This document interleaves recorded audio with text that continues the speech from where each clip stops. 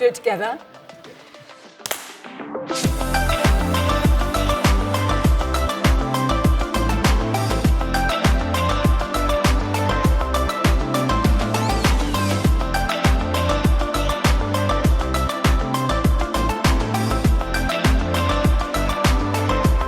I first went to Cannes with a film called Aria, produced by a great maverick called Don Boyd.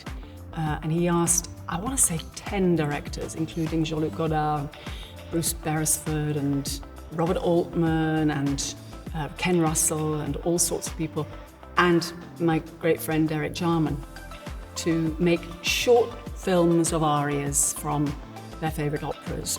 And we all went to Cannes. It was the maddest circus. I mean, a bunch of filmmakers you wouldn't imagine normally in each other's orbit, but we were like a gang.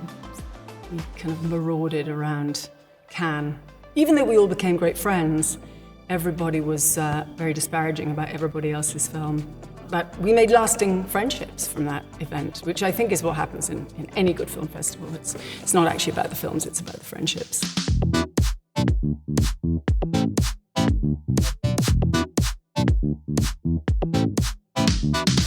Broken Flowers was the first film I made with Jim Jarmusch and with Bill Murray.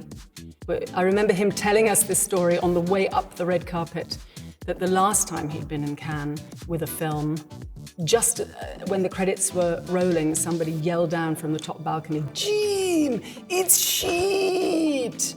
And we were prepared for this to happen again, and I'm happy to say that it didn't.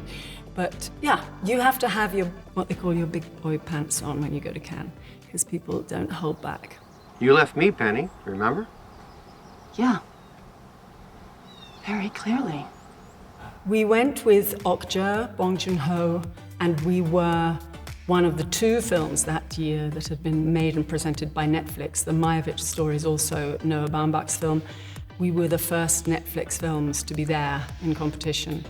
And we were so grateful to Netflix for having made our films at a time when all the other studios said, no, we don't want you to do what you want to do. But Netflix said, sure, go ahead, here's a blank check, more or less. So we were very happy to be there, and there became this wonderful ongoing debate about the value of that particular studio in terms of big screen filmmaking. But it's a great debate, and long may it last.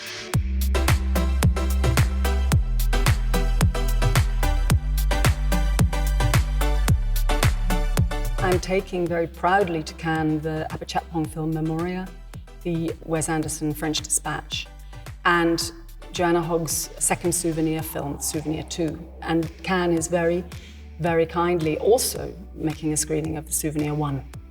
So both of those films are going to be there. Joanna's an incredibly dear and old friend of mine, and my daughter is in both of them, so it's going to be a family affair. He assembled a team of the best expatriate journalists of his time: Berenson, Sazerac, Kremens, Roebuck Wright.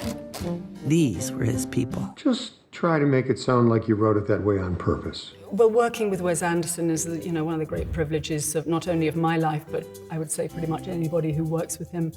People talk about families. I'm one who talks all the time about film families, and I've been so blessed to find family after family. Wes really drives into the curve, even to the fact that we don't, all the sort of paraphernalia, industrial paraphernalia that even people who don't make films know about, trailers and all sorts of disparate hotels. We all stay in one hotel wherever we're making the film. We all dine together every night. We all dress in our rooms, and we usually go to set on a bicycle or in a golf cart. You're very, very clever producing. You cut down on all those costs, and you make a real holiday out of it for everybody. Of course, it helps that not only are there very often the same faces that we've all grown to love, but there's usually mixed in some new ones, so it's like an ever-growing garden. I felt, as I have to say I did with all the films we're going to be presenting this year, that last year was the perfect year for it. This year is even better. This is, it's a film that's about a sort of love affair between American letters and Europe, and a kind of literary, cultural consciousness that's so valuable. And last year felt particularly valuable, but I think what with the kind of distances we're all living with now, it's going to feel even amped up.